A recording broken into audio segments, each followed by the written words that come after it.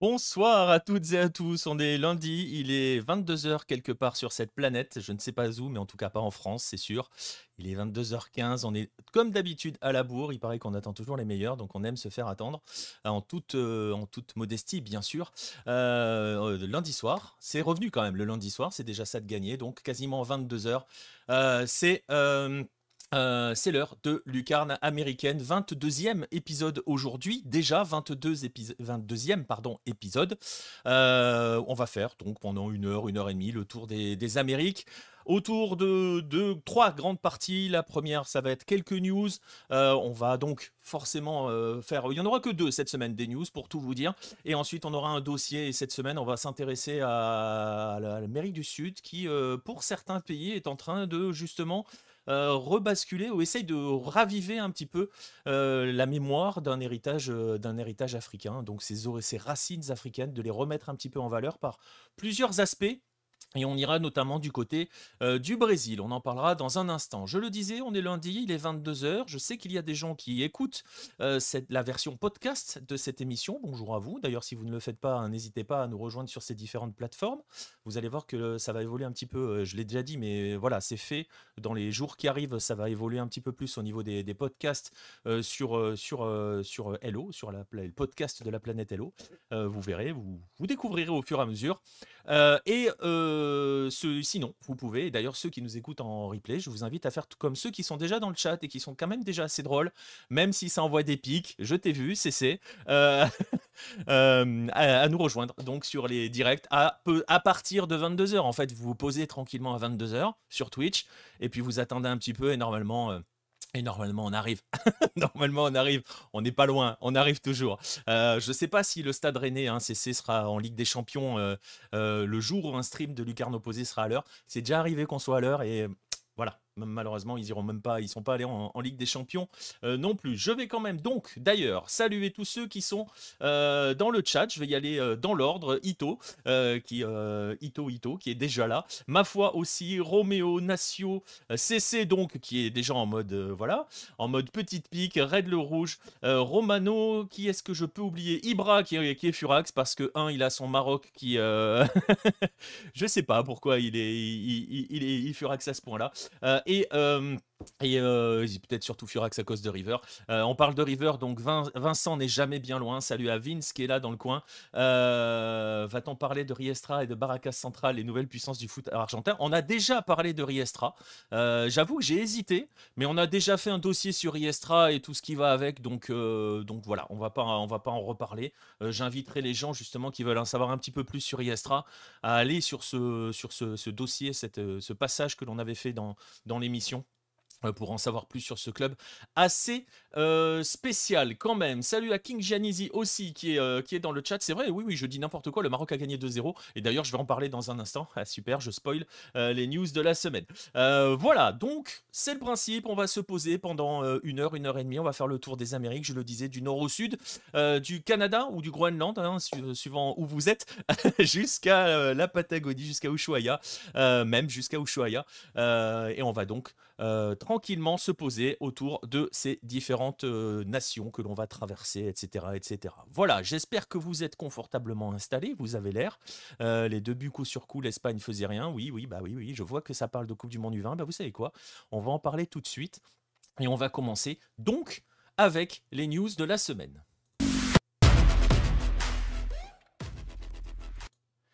Les news de la semaine et on va commencer justement par cette fameuse Coupe du Monde U20 qui a démarré parce qu'elle a démarré ce week-end au Chili, 24e édition de la Coupe du Monde U20 qui a démarré, alors je ne sais pas si on peut dire dans une quasi-indifférence générale, mais on est quand même pas loin d'une certaine indifférence de manière générale, même si elle est couverte en France, je vais en parler dans un instant, en tout cas elle est diffusée en France, j'en parlerai un petit peu plus tard dans cette news. 24e édition donc je le disais, avant de parler un petit peu de l'épreuve, je sais, vous n'avez pas eu de guide des nations de la planète Hello sur Lucarne Opposé. C'est entièrement de ma faute, hein, pour tout vous dire. Voilà, c'est entièrement de ma faute. J'avais pas le temps de... pour tout vous dire, pour vous donner un petit peu les secrets, la partie asiatique de la rédaction a évoqué la Coupe du Monde du vin en disant, dites les gars, est-ce qu'on se lance pas dans nos petits portraits de nos nations asiatiques qui sont présentes et puis... Le problème, c'est qu'il y a une personne ici présente qui vous fait face, qui justement n'avait pas le temps de rédiger les 9 nations des Amériques, parce qu'en fait, si on faisait un guide, il fallait faire les Asiatiques, plus l'ensemble des Américains, hein, ça correspond à peu près à notre zone, et donc il n'y a pas eu de guide sur Hello à cause de ça. En 2023, il y avait eu un guide, là, j'ai juste pas eu le temps. Je fais une petite pause. Merci à Radio Beerfoot pour le raid. Bienvenue à vous tous. J'en vois qui arrivent direct et ça parle de Norwich et tout, et tout, et tout, forcément avec Radio Beerfoot. Bienvenue à tous. Bienvenue aux petits nouveaux qui débarquent. Je vois Vega qui nous dit bonsoir. Bonsoir à toi. Salut à Nir, à Stradri aussi qui sont des habitués qui viennent d'arriver. Est-ce que j'ai raté des gens qui arrivent? Ludwig qui est là aussi. Matt, la loutre de Bamako. Ah bah écoute, voilà. On va parler d'Afrique en plus, tu vas voir. Si tu restes un petit peu, je vous fais un petit peu juste comment dirais-je, le brief de sur quoi vous êtes en train de tomber là, les amis. On est sur Lucarne américaine, c'est tous les lundis plus ou moins à 22 h. Voilà, ça a commencé un petit peu en retard et on fait, comme je le disais en introduction, le tour des Amériques. Et en fait, on s'intéresse à tout ce qui se passe du nord au sud des Amériques. Voilà, on fait le tour. On a un dossier qui va arriver dans un instant où on va parler des racines africaines de l'Amérique du Sud. Et puis, on a des Golasso Hello, donc quelques petits buts que vous avez probablement pas vus à déguster. Enfin, si, je vois qu'il y a certaines personnes qui ont débarqué, genre Jamie et Ludwig. Il y a un but que vous avez vu, je pense, qui va être dans la liste. Voilà, bienvenue à tous donc sur la planète Lucarne opposée. Merci pour les follow justement à Eldin, à Loutre de Bamako, à Clémentinovic et à Xamans 2038. Sachez que j'ai la grande habitude de massacrer absolument tous les pseudos. C'est votre bizutage quand vous débarquez ici. Donc bienvenue à tous.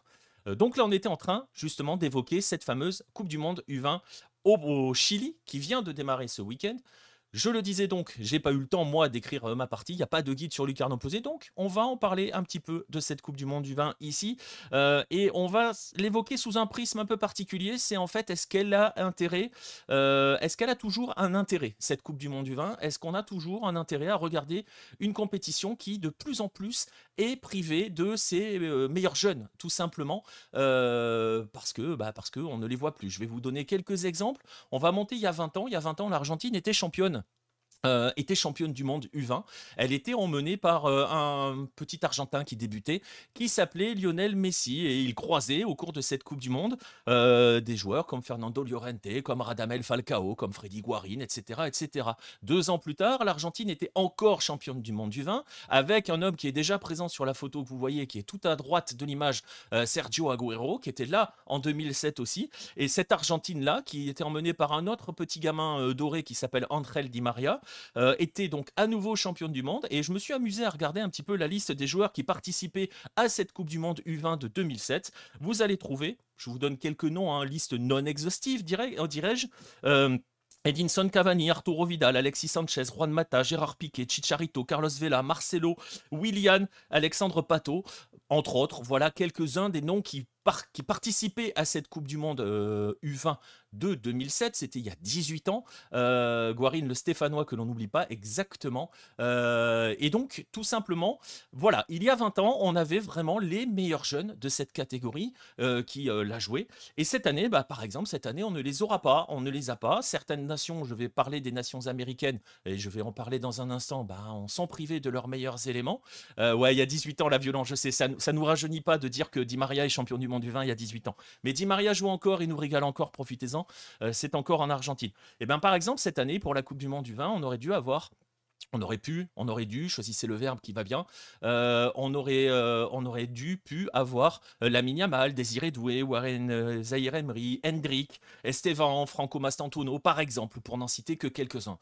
Tous ces joueurs que je viens de citer n'y sont pas, parce que voilà, ils ont été retenus par leur club, parce que bien que ce soit une compétition de la FIFA ne l'impose pas dans son calendrier, n'impose pas au club de les libérer. Alors, je ne mettrai pas, comment dirais-je, je ne pointerai pas du doigt les clubs.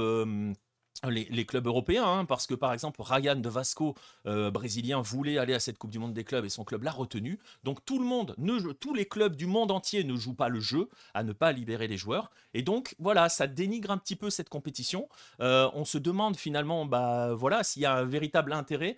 surtout à continuer de priver ces jeunes qui effectivement jouent de plus en plus tôt dans les sélections, dans les équipes A, pas forcément dans les sélections, pour certains oui, mais pas tous, si ça ne les prive pas de la seule compétition majeure de leur catégorie qui est quand même une Coupe du Monde. Et il y a quand même, vous l'avez vu, un sacré palmarès. On rappelle par exemple qu'en 1978, l'Argentine est championne du monde sans Diego Maradona, qui n'est pas convoqué par Menotti qui veut le protéger, mais Menotti l'appelle en 79 pour la Coupe du Monde du vin.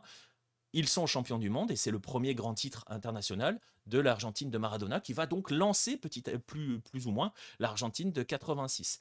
Donc, est-ce que ce n'est pas voué finalement à finir par mourir? Est-ce que finalement on n'a pas un petit arrière-goût amer dans cette histoire? Est-ce qu'on n'est pas en train de se dire que bah voilà, hein, c'est une preuve supplémentaire que le football de sélection est en train de subir et de céder totalement face à la puissance du football des clubs? Ça, c'est des vrais éléments de débat qu'on peut se poser. Et donc, voilà, cette compétition est privée des meilleurs éléments de cette catégorie d'âge, malheureusement. Alors, on va devoir faire avec, tout simplement, et on va forcément la regarder. Je ne sais pas, elle découle si c'est forcément lié à une histoire de calendrier. Je pense que quel que soit le calendrier, les joueurs ne seront pas relâchés. J'en veux pour preuve le Sudamericano, par exemple, U20, où il y a eu le même problème, et le Sudamericano U20 s'est joué en janvier. Alors lui, il n'est pas une date FIFA, il n'est pas organisé par la FIFA, mais il qualifie à la Coupe du Monde de la catégorie. Et certains joueurs n'avaient pas été libérés. Imagine Lamine Yamal à la Coupe du Monde du vin. Bah oui, mais imagine Lionel Messi en 2005 à la Coupe du Monde du vin. Tu vois ce que je veux dire? Ça permet de, voilà, ça commence à poser des choses. Alors effectivement, Yamal, pardon, est déjà avec les A, mais qu'est-ce qui l'empêche? Bref, de toute façon, la finale sera Nouvelle-Calédonie-Cuba. Je ne sais pas. Les 9 buts de Haaland contre le Honduras en 2019. Non, mais voilà, tu vois, c'est aussi ces choses-là. Et effectivement, Stradri, tu l'as raison. L'Euro Esport, tu as aussi des joueurs non libérés. En fait, on peut le dire de manière générale, et c'est aussi ça que je pointe un petit peu dans ce sujet-là, toutes les compétitions de jeunes, maintenant, subissent les affres des clubs. Donc les jeunes ne sont plus libérés, ne jouent plus avec leur sélection de jeunes, ou pas les compétitions majeures. Ils en sont voués à jouer des choses qui ne comptent pas forcément quand ils y vont, déjà. Les Jeux Olympiques, c'est un problème, alors que c'est entre guillemets la Coupe du Monde des U23. La Coupe du Monde du vin, vous voyez, c'est touché. Les compétitions continentales sont touchées. On voit aussi que certaines compétitions, on en a déjà parlé, hein, notamment avec la Giannis International Cup, certaines compétitions du monde sont majeures, hein, pour sélection A, pour le coup, sont aussi touchées. Donc, voilà, c'est un peu, comme tu le dis, Ibra, c'est un peu abusé cette histoire. Et c'est un petit peu malheureux. Alors, il faut le noter, il faut le dire quand même, parce qu'on ne peut pas faire genre, on n'a pas vu. Mais malheureusement, c'est le problème. Et je suis d'accord avec toi, Ludwig, ça vient forcément du fait que les joueurs intègrent de plus en plus tôt les joueurs. On est complètement d'accord. Mais ça pose une vraie question sur le football de jeunes et le football de sélection de jeunes. Est-ce que c'est pas à terme voué à plus ou moins disparaître? Voilà, on verra, on n'en sait rien. Bref, on va quand même regarder je fais un petit peu, je veux pas faire les Cassandres non plus, mais on va regarder quand même un petit peu cette épreuve, cette 24e édition qui se déroule donc au Chili. C'est la deuxième fois d'ailleurs de son histoire que le Chili l'accueille. Et pour vous donner une idée de l'impact, hein, d'une Coupe du Monde du vin, la première fois pour le Chili, c'était en 1987. Et elle avait plus ou moins changé l'histoire. Alors, il y a eu des faits tragiques, entre guillemets, pour la Roja de 1987, parce que certains de ces joueurs, bon, certains n'ont pas réussi, certains sont décédés, enfin, il y a eu d'autres éléments. Mais elle a changé l'histoire un petit peu du football chilien, puisque l'équipe championne du monde en 1987 au Chili, je ne sais pas un quiz, mais gardez-le quand même, hein, dans un coin. On ne sait jamais si ça peut tomber un jour sur les quiz de Lucarne Opposé. C'était la Yougoslavie. La Yougoslavie qui était dirigée par Mirko Josic, donc sélectionneur de la Yougoslavie. Pour vous donner une idée, au sein de la Yougoslavie, on a Boban, Prosinecki, Šuker ou Mijatovic encore, hein. Ça vous donne quand même une idée du niveau de la Yougoslavie qui était présente en 87 au Chili. Le sélectionneur, c'était Mirko Josic, qui était devenu à l'époque le premier, non, qui a signé, pardon, qui a été repéré par Colo-Colo à ce moment-là, qui arrive à Colo-Colo, mais 2 ans plus tard, parce que tout s'est bien passé au Chili, il a adoré le pays et tout, il est resté. Il arrive à Colo-Colo en 1989, 2 ans plus tard, il gagne la Libertadores, la première et la seule de l'histoire du football, du football chilien. Et il devient d'ailleurs à l'époque le premier entraîneur européen à remporter la Libertadores. Donc ça a changé un petit peu ça change forcément l'avenir de certains joueurs, ça change forcément leur carrière. Je sais que Prosinecki a dit que 87 a vraiment été un point de départ pour la sélection et pour eux, et pour leur football à eux, de manière générale. Ça change aussi l'histoire. Ça peut changer aussi le cours de l'histoire footballistique d'un pays qui l'accueille. La sélection U20 envoie les U18 prometteurs et les mecs qui sont les troisième choix en U20 en fait. Voilà, c'est devenu ça en fait, complètement. Et tu vois tout ce que ça peut entraîner derrière. Puisque si tu commences à envoyer les U18, bah, tu vas flinguer les compétitions d'en dessous. Mais bon, bref. Niveau stade, entre le championnat chilien et la Coupe du Monde, il n'y a pas de problème. Non, non, non, parce que c'est concentré sur 4 ou 5 villes. Il y a l'Estadio Nacional, il y a Sausalito, je crois, il y a Talca aussi, et je sais plus quel est le dernier. Je crois qu'il y a 4 ou 5 stades, donc c'est pas un gros problème, c'est pas un gros problème là-dessus. Après, c'est surtout les grosses nations qui sont touchées, majorité européenne. Tu parles des joueurs? Bah non. L'Argentine, je vais en parler dans un instant, mais Argentine et Brésil n'ont pas leurs meilleurs joueurs. Tout simplement. Et certains des meilleurs joueurs d'autres sélections, qui sont pour certains évoluant en Europe, n'ont pas été libérés non plus. Donc à peu près toutes les sélections sont touchées. En tout cas, les sélections américaines de manière générale sont touchées. Le gardien de la sélection US n'est pas à la Coupe du Monde du vin parce qu'il a été rappelé en urgence par Barcelone pour être le remplaçant de Chesney. Voilà, tout simplement. Et il ne fait pas la Coupe du Monde du vin. Donc tout le monde est un petit peu touché par cette histoire. Bref. Je le disais, c'est la deuxième fois que le Chili l'accueille après 87. C'est la 5e fois qu'elle se joue en Amérique du Sud. La dernière édition en 2023 a été en Argentine. Vous vous rappelez peut-être de pourquoi elle avait fini en Argentine. Parce que l'Indonésie devait l'accueillir, mais il y avait un problème avec un pays qui commence par un I et qui pose encore problème aujourd'hui, si vous voyez ce que je veux dire. L'Indonésie avait été enlevée de l'organisation et donc avait fini par la Coupe du Monde avait fini par atterrir en Argentine, ce qui avait sauvé un petit peu Mascherano, puisque l'Argentine ne s'était pas qualifiée pour la Coupe du Monde et avait été qualifiée d'office à ce moment-là. Rancagua, merci Nacio, avait été qualifié à ce moment-là pour disputer la Coupe du Monde. Bref, on rappelle que le tenant du titre s'appelle Uruguay, que l'Uruguay ne défendra pas sa couronne puisqu'il a été éliminé lors du Sudamericano, lors du tour final. Valparaiso, Rancagua, Santiago et Talca, nous dit Ibra, merci 4 villes. Ouais, j'avais dit 4 ou 5, je savais plus. Bonsoir à Chileno qui vient d'arriver aussi. Et donc voilà, le tenant du titre n'est pas là, l'Uruguay, puisque éliminé lors du Sudamericano.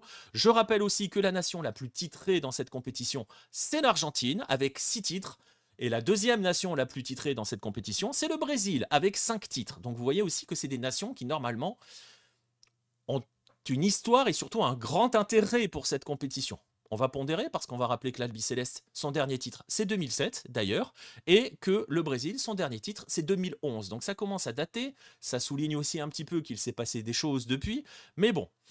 Pour le fonctionnement de cette épreuve, c'est un petit peu comme d'habitude. Vous avez 24 équipes qui ont été qualifiées. Elles se sont qualifiées par rapport à leur compétition continentale, l'Euro, la CONCACAF Champions, le CONCACAF Championship qui est l'équivalent de la Gold Cup mais pour les U20, la CAN pour les U20, le Sudamericano pour les Sud-Américains, etc., l'Asian Cup pour les jeunes, pour la partie asiatique. 24 équipes réparties en 6 groupes de 4, donc vous voyez les 6 groupes qui sont affichés à l'écran, vous en voyez forcément un qui saute aux yeux, enfin 2 parce que vous êtes forcément tous français, donc vous voyez le groupe E qui est le groupe de l'équipe de France, avec les États-Unis, la Nouvelle-Calédonie et l'Afrique du Sud. Et vous voyez aussi, quand vous prenez un petit peu de recul, un groupe qui est vraiment le groupe de la mort, qui est le groupe C, c'est pour faire plaisir à Ibra, le groupe du Maroc, parce que vous avez Brésil, Mexique, Maroc, Espagne, c'est-à-dire le vainqueur du Sudamericano, le vainqueur du CONCACAF Championship, le vainqueur de l'Euro et le finaliste de la CAN. Rien que ça dans le même groupe. Bon courage les amis pour en sortir. Ça va faire... voilà, il va y avoir forcément... un gros dégât. Le format ensuite il est assez classique, les 2 premiers passent, les 4 meilleurs 3e, 8e de finale, quart, demi et finale et emballé, c'est pesé pour cela. On a peur de personne, nous dit Ibra qui est forcément supporter du Maroc. Ah oui, Sausalito fait pas partie des stades. J'étais persuadé que j'avais vu des images de Sausalito, mais tu sais pourquoi j'ai dit ça, Chileno? Parce que c'est probablement mon stade préféré. En fait, je ferai tout à Sausalito si ça tenait qu'à moi. Donc voilà, je me suis, tu vois, voilà. Bref. Donc le format, vous le voici. On va regarder un petit peu quand même. Du côté de nos Américains à nous, qu'est-ce qu'il va falloir regarder? Je vous disais, j'ai pas fait de guide sur Hello, donc je vais pas vous faire un guide complet ici, mais On va pointer quelques trucs, on va regarder un petit peu du côté de nos sélections, nos sélections des Amériques. Donc, on va regarder, on va commencer par l'Amérique du Sud, si vous le voulez bien, et par les deux plus titrés, l'Argentine et le Brésil. Alors, on pourrait dire que ce sont traditionnellement des favoris ou des prétendants au titre. On va forcément être obligé de les ranger encore dans cette case parce que ça reste l'Argentine et le Brésil. Mais il y a quand même, je le disais, quand même beaucoup d'absents. J'ai parlé pour l'Argentine de l'absence de Mastantuono et de Claudio Echeverri. Je ne sais pas si je l'avais dit avant, mais je le dis maintenant. Pas de Donc pas leurs deux facteurs X, leurs deux meneurs de jeu véritables dans cette équipe, ils ne sont pas là. Pas de Hendrick, qui n'était déjà pas là au Sudamericano d'ailleurs, du côté du Brésil par exemple. Il reste quand même des joueurs intéressants à suivre, des joueurs sur lesquels vous allez pouvoir poser vos regards. Je pense à Maher Carrizo, à Prestriani, qui vient d'arriver à Benfica, à Milton Delgado, à Julio Soler ou à Yann Subiabre pour l'Argentine par exemple, ou je pense pour le Brésil à Pedrinho et Wesley qui étaient au Sudamericano, qui ont gagné le Sudamericano avec le Brésil et qui eux ont réussi à être là, mais il y a effectivement encore quand même beaucoup d'absents. La grande question pour le Brésil, c'est dans quel état ils vont sortir de ce groupe, parce que c'est un groupe, je le disais, c'est le groupe de la mort, donc ils vont forcément dépenser de l'énergie pour sortir de ce groupe-là. S'ils en sortent, ça va être compliqué de sortir de ce groupe-là. Et vous le voyez, et on l'a vu sur les premiers matchs, l'Argentine a joué Cuba. S'est imposé, mais quand même a pas forcément voilà, complètement écrasé le match en termes de score. Cuba qui est la surprise venue d'Amérique du Nord, parce qu'ils se sont qualifiés. Voilà. Hendrick pas là, c'est n'importe quoi. Il était déjà pas là au Sudamericano. Il ne joue plus avec les U20, de toute façon, Hendrick. Bon, après, tu vas me dire, il joue plus du tout, donc, ou quasiment plus en A. Mais c'est un vrai problème, et aussi un problème dans la progression. Bref, je le disais, on va quand même les garder là-dessus, dans les pays qui comptent quand même dans le paysage. Vous voyez que l'Argentine a un groupe qui n'est pas forcément si facile que ça, parce que l'Australie, c'est compliqué dans les équipes de jeunes à jouer. L'Italie, c'est compliqué aussi à jouer. Et elle a joué là, concrètement, son plus faible adversaire, et elle a un tout petit peu galéré. On dirait un tournoi FIFA en soirée entre potes, les potes bourrés qui prennent la Nouvelle-Calédonie et Cuba pour retourner vite au bar. Oui, oui, mais on dirait, voilà. C'est pas comme Mastantuono qui joue avec le Real. Oui, mais bon, voilà. Il pourrait être à la Coupe du Monde du vin, ça aurait été très sympa de les y voir. L'Afrique du Sud qui nous a offert le coup de génie de cette saison. Ah oui, mais ça, tu parles d'EA, Florian. Et salut, Florian, je t'ai pas salué. Euh, euh, Effectivement, mais ça c'est un autre débat. L'Afrique du Sud qui, elle, est à la Coupe du Monde là, de la catégorie, dans le groupe de la France. Mais chez les A, il y avait un joueur non qualifié et donc ils vont perdre des points et ça va les mettre dans une sauce assez grande pour aller à la prochaine Coupe du Monde, celle des A. Choisir le Real en étant jeune, est-ce que c'est le bon choix? Bah écoute, quand il joue au Real, donc finalement c'était le bon choix. C'est juste la question qui se pose sur la sélection et sur la progression en sélection. Le garçon joue au Real, joue avec l'équipe A d'Argentine. Je suis pas sûr qu'il ait fait fondamentalement le mauvais choix. Bref, Argentine-Brésil, on va quand même les garder. On va quand même suivre donc quelques joueurs, je vous les ai nommés. Carrizo, Prestriani, Delgado, Milton Delgado, Alvaro Montoro, Julio Soler ou Yann Subiabre pour l'Argentine, Pedrinho et Wesley notamment pour le Brésil. On va regarder aussi du côté des autres représentants sud-américains, parce que vous allez voir que finalement il y en a un qui n'est pas trop touché. On va quand même évoquer le cas du pays hôte, le Chili. Le Chili qui entame sa reconstruction, vraiment, très clairement. Même chez les A, il y a eu quand même un processus de transition qui a été mis sur les derniers matchs. Là, on est vraiment sur la génération d'après, donc un petit peu l'équivalent de 87, où il y avait une génération qui était calibrée pour avancer et arriver plus ou moins pour 94, coupée dans son élan par les affaires du Condor Rojas notamment, qui avait simulé une blessure au Brésil et avait valu l'exclusion du Chili, etc., etc. Donc, on va suivre quand même le pays hôte. Je vais vous donner un nom à suivre. Allez, 2 noms à suivre, 3 noms à suivre. Allez, putain, je suis généreux. Du côté du Chili, Juan Francisco Rosell, le jeune attaquant de la Católica, qui a commencé à faire un petit peu ses débuts justement avec la Católica. Un autre joueur qui vient d'arriver, lui, en Europe et qui, pour le coup, a été libéré par son club européen, Mathias Pérez, qui est un défenseur, qui était à, je vais me tromper, je crois que c'était Curicó. Ouais, je crois que c'est Curicó. Et qui est arrivé à Lecce. Et un dernier, un nom à suivre, Lautaro Milan, joueur d'Independiente Curicó. Merci Chino. Je savais que tu étais dans le coin et que tu me corrigerais. En fait, j'ai eu un doute entre Curicó et Coquimbo. Et voilà, tu comprendras pourquoi ça vrille un peu, surtout à mon âge. Salut à Filius qui vient d'arriver. arriver dans le chat. Bref, tout ça pour dire.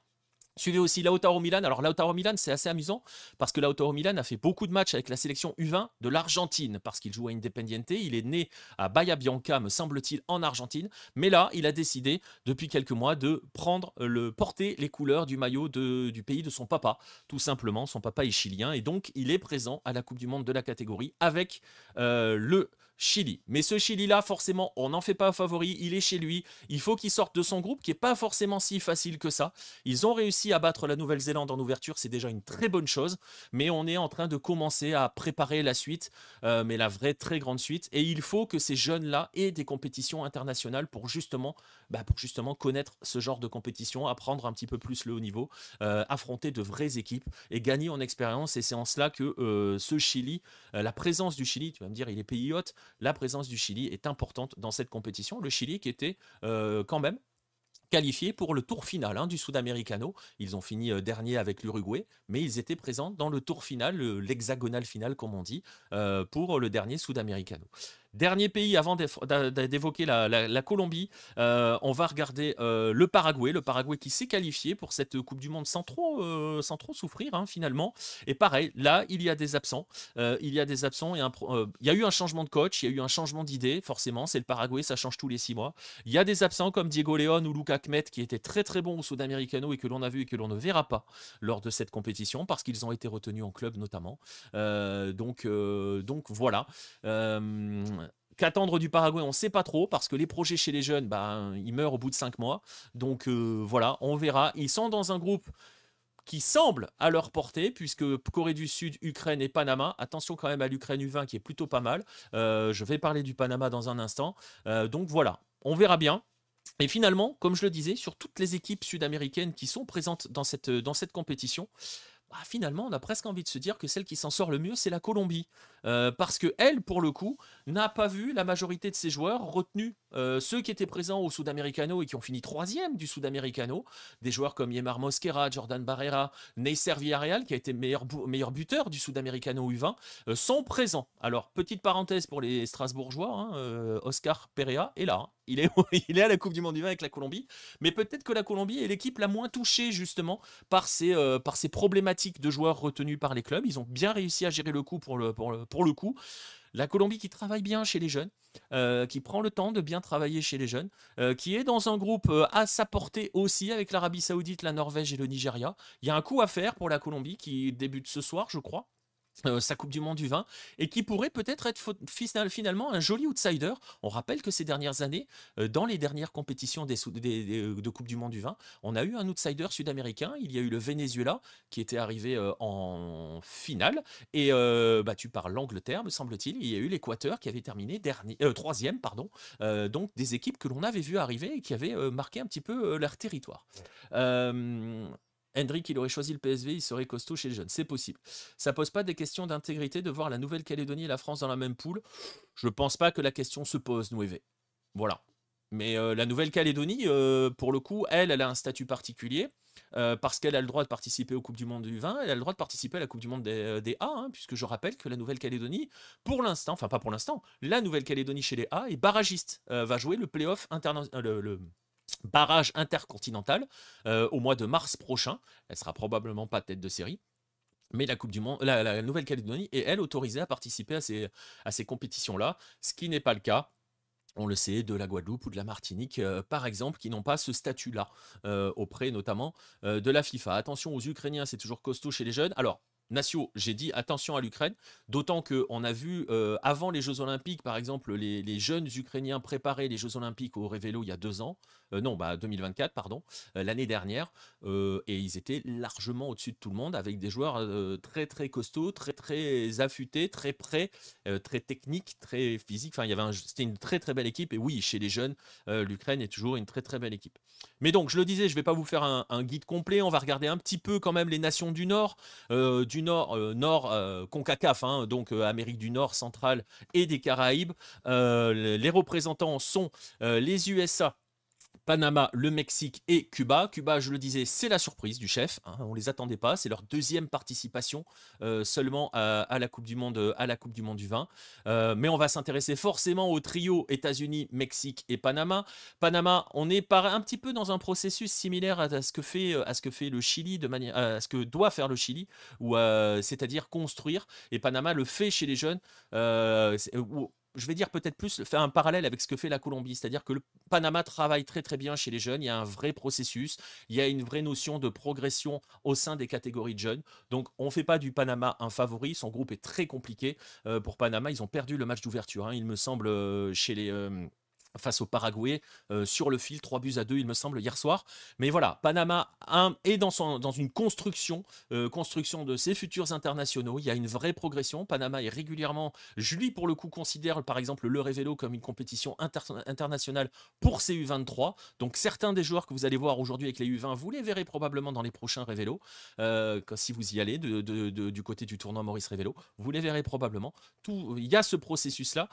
Juste quand même, pour rappeler que Panama participe à sa 7e Coupe du Monde de la catégorie en 20 ans. Voilà, dans l'histoire de Panama, tout s'est véritablement accéléré sur les 20 dernières années. Et sur les 20 dernières années, ils ont joué 7 phases finales de Coupe du Monde quand même. On suivra un joueur, je vais vous donner un joueur à suivre du côté de Panama parce que c'est un petit peu, comment dirais-je, le grand espoir au pays. C'est celui sur lequel beaucoup d'attention se focalise. Il s'appelle Martin Krug. Il a déjà une sélection avec les A. Il est déjà en Europe parce qu'il est formé à Levante notamment. Et il a été libéré. Et donc forcément, lui, on va s'intéresser, forcément, on va avoir un autre regard sur lui, voir s'il peut être la grande pépite de demain du football panaméen. Du côté des deux géants, parce que c'est surtout eux qui nous intéressent, pas forcément parce qu'ils organisent la Coupe du Monde l'année prochaine, mais quand même parce que peut-être, on en verra quelques-uns, Mexique et États-Unis, et puis parce que ce sont des habitués chez les jeunes, notamment. On va suivre ces deux formations. Le Mexique arrive pas trop mal armé. Quelques joueurs sont absents, retenus par leur club, mais il y a des joueurs intéressants à suivre. Elias Montiel notamment de Pachuca, Obed Vargas que vous connaissez si vous suivez la MLS puisqu'il est milieu de terrain et il est important du côté de Seattle. Et il y en a un surtout à suivre, c'est celui dont tout le Mexique parle, de celui pour lequel le Mexique fait les yeux les plus doux parce qu'il n'a que 16 ans. Il est déjà chez les A, il s'appelle Gilberto Mora, vous l'avez probablement aperçu durant la Gold Cup parce qu'il a joué tous les matchs décisifs, il a été titulaire à la Gold Cup à partir des quarts de finale, donc quart, demi et finale. Il a signé une passe décisive, me semble-t-il, en demi-finale. Il a 16 ans, c'est le grand espoir du football mexicain et c'est forcément celui que tout le monde, mais tout le monde va regarder avec tous les yeux de l'amour et de l'espoir. On se souvient que le Mexique, traditionnellement, chez les jeunes, c'est très fort. On se souvient de toutes les générations Carlos Vela, de la génération Chicharito, etc. Et donc, voilà. Normalement, ça devrait être une belle équipe, mais voilà, pareil, le groupe, hein, groupe C, toujours le groupe C. Voilà. Les USA sont souvent à la Coupe du Monde du vin, mais rarement en élite. Oh, ils y sont quasiment tout le temps en élite, hein, Ludwig, les États-Unis, hein, ces dernières années. Donc, non, non, ça va. Hein. Ça va. Hein. Il y a eu un flop quand ils se sont. Mais non, non, ça va. Hein. Généralement, ça marche bien. Le père Mora qui a mis de la semence partout dans le monde, Rodrigo, maintenant Gilberto. C'est pas tout à fait le même. Mais c'est vrai que voilà. Mais c'est pas lui. Bref, donc on va suivre ce Mexique. On va suivre forcément Gilberto Mora qui, franchement, pour le coup, alors il est très jeune. Il a été lancé à la Gold Cup par Javier Aguirre. Vraiment placé titulaire sur les matchs qui comptent, hein, les matchs décisifs. Et le garçon a pris véritablement ses responsabilités pour le coup. Donc voilà. Il y est allé et on ne voyait pas vraiment qu'il avait 16 ans. Ça a été d'une très très belle surprise de cette Gold Cup. Non, l'Allemagne n'est pas qualifiée, King Giannisi, pour l'Europe. Ça s'est joué à l'Euro, hein, les qualifs pour l'Europe. Et donc voilà, pas d'Allemagne. Bref. Ça, c'est pour le Mexique et on va terminer notre petit tour rapide, notre petit tour d'horizon rapide, je le disais, avec les États-Unis. Alors, les amoureux de l'Inter Miami vont suivre Benjamin Cremaschi parce que vous l'avez vu à l'Inter Miami. Il est arrivé à Parme au début du mois, hein, donc il n'est plus à l'Inter Miami. Mais bon, je vais vous laisser le suivre tranquillement. Mais on va aussi, vous allez aussi, si vous êtes des habitués des soirées MLS ou si vous êtes habitué à suivre la MLS, vous allez voir beaucoup de joueurs que vous croisez régulièrement en MLS. MLS parce que les jeunes arrivent et certains sont déjà partis de la MLS. Je pense à Gavin Beavers qui était le gardien du Real Salt Lake et maintenant à Brøndby, mais qui était à Salt Lake et qui jouait et qui commençait à prendre du temps de jeu l'année dernière. Et pour parler des joueurs qui y sont encore, on peut notamment nommer Luca Bombino de San Diego, Noah Cobb qui joue à Colorado et surtout, parce que c'est mon petit chouchou, Ta Abroun de Columbus qui est présent à cette Coupe du Monde U20. Il y a une jolie équipe américaine qui a pour le coup un joli coup à jouer dans son groupe. Voilà. Même s'il y a forcément dans ce groupe-là, normalement, ça doit être l'équipe de France qui est la favorite du groupe E. Mais il y a un coup à jouer pour les États-Unis. Et finalement, on se dit que, bah voilà, derrière, dans nos nations américaines, on s'attend à ce que Brésil et Argentine avancent quand même. Il y a un coup à jouer pour le Mexique, mais ça va être compliqué de passer devant Maroc et Espagne et Brésil, hein. Là, franchement, il va y avoir des dégâts, on ne sait pas qui, mais il y a un gros qui va sauter. Et la Colombie, pour le coup, a un joli petit maillot jaune d'outsider, je trouve, et une belle carte à jouer. Donc, je le disais, je vous fais pas un guide complet, même si on est déjà quand même pas mal hein, sur la notion de guide dans cette compétition. Deux petites infos quand même à noter sur cette Coupe du Monde U20. La première, c'est que si vous avez commencé à suivre les premiers matchs, et notamment si vous avez suivi Maroc-Espagne, vous l'avez vu, il n'y a qu'une seule, comment dirais-je, la FIFA teste une nouvelle manière d'utiliser la vidéo, l'assistance vidéo à l'arbitrage. C'est fini, le mec dans son camion qui appelle l'arbitre systématiquement pour remettre en cause toute décision potentielle. Cette fois-ci, ce sont les entraîneurs qui vont demander le VAR, qui vont faire appel à la vidéo. Alors vous allez me dire, bah, ils vont appeler tout le temps. Non, parce que les entraîneurs ont droit à 2 sessions de VAR. On doit demander 2 fois le VAR durant le match. En gros, ils ont leur challenge. Ils ont 2 challenges. Vous pouvez même presque dire ça serait limite 1 par mi-temps. Ils en ont 2 pour le match. Ils l'utilisent quand ils veulent. On a vu le Maroc l'utiliser notamment face à l'Espagne, ce qui a permis d'invalider le penalty accordé à l'Espagne alors qu'il y avait 2-0 pour le Maroc à ce moment-là. Le sélectionneur marocain a brandi un petit carton pour rappeler l'assistance vidéo et on a vu au ralenti que effectivement il n'y avait pas penalty. Alors derrière cette approche qui est quand même assez intéressante je trouve pour le coup, est-ce que ça peut contre VAR request? J'ai pas compris Stradri. Ah oui d'accord. Non il n'y a pas de contre Uno Stradri. Après, alors très honnêtement, mais alors ça c'est le côté rigolo, mais très honnêtement, exemple, il n'y a pas besoin en fait, parce que si un entraîneur appelle l'arbitre pour aller vérifier au VAR, la décision sera définitive derrière. Donc l'autre entraîneur, voilà. Donc il n'y a pas de contre Uno, mais il n'y a pas besoin de mettre en place un contre Uno. Donc voilà, il y a ce challenge qui a été mis en place. On peut appeler ça le challenge. C'est intéressant sur le papier. Dans l'utilisation du VAR, ça va surtout arrêter qu'on utilise le VAR tout le temps et que ça vienne complètement changer enfin voilà, casser le rythme, enfin tout ce que vous voulez. Donc, on va voir si ça porte ses fruits, on va voir si ça peut être appliqué à d'autres compétitions. Et un élément et un argument qui est utilisé notamment par la FIFA, c'est que du coup, ça coûte moins cher en mise en place. Et on pense à cela, à certaines épreuves de qualification pour la Coupe du Monde qui ne peuvent pas mettre en place des politiques de VAR parce que ça revient trop cher de mettre ça à chaque match. Apparemment, les coûts, c'est ce que dit la FIFA, sont réduits. Et on en revient à cette fameuse phrase à l'époque où le VAR, où la vidéo a été introduite, phrase de Michel Platini qui disait que ça allait créer des footballs à plusieurs vitesses parce que pas arbitrer de la même manière alors que c'était le même sport. On est en train peut-être d'aller vers quelque chose qui harmoniserait un petit peu plus l'arbitrage de ce côté-là. Deuxième point, et ça sera le dernier par rapport à cette Coupe du Monde du vin, vous pouvez la suivre en France de 2 manières. Une manière, c'est si vous êtes abonné à l'équipe, puisque l'équipe passe les matchs de l'équipe de France sur sa chaîne à la télé ou dans les box, et les autres matchs, l'ensemble des autres matchs sur ces différents canaux et équipe live. Mais pour cela, pour voir ces autres matchs, il faut être abonné. Si vous n'avez pas les moyens de vous abonner à l'équipe, si vous n'êtes pas abonné à l'équipe, vous avez un autre moyen, gratuit cette fois-ci, oui, gratuit et totalement légal, c'est FIFA+. FIFA+, passe les matchs de la Coupe du Monde U20. Les premiers tests que j'ai fait moi montraient que c'était pas géobloqué. Je sais pas si c'est le cas par exemple pour l'équipe de France ce soir. Je vous laisse vérifier ceux qui sont présents dans le chat. Mais allez sur FIFA Plus et vous aurez accès au match. C'est gratuit et c'est légal tout simplement. Donc Voilà une compétition que vous pouvez suivre, une compétition internationale, une Coupe du Monde, une compétition majeure de la catégorie U20, même après tout ce qu'on a dit sur le côté privé des meilleurs éléments, etc., etc. Mais vous pouvez la suivre, c'est gratuit, c'est légal, ça va être forcément intéressant. Et je vous rappelle que la finale est prévue à l'Estadio Nacional de Santiago le 19 octobre prochain. Donc, n'hésitez pas à aller voir ça.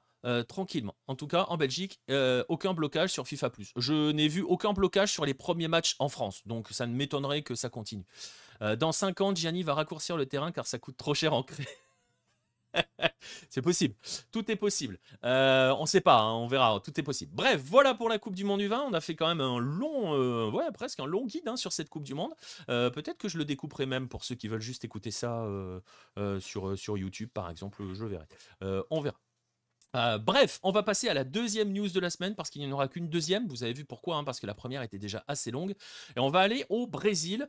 Au Brésil, le gouvernement fédéral a ouvert cette semaine un site pour signaler les cas de manipulation dans le sport. Et forcément, on pense essentiellement aux matchs truqués. Alors, concrètement, il s'agit d'une plateforme sur le web qui s'appelle Apita Cidadão.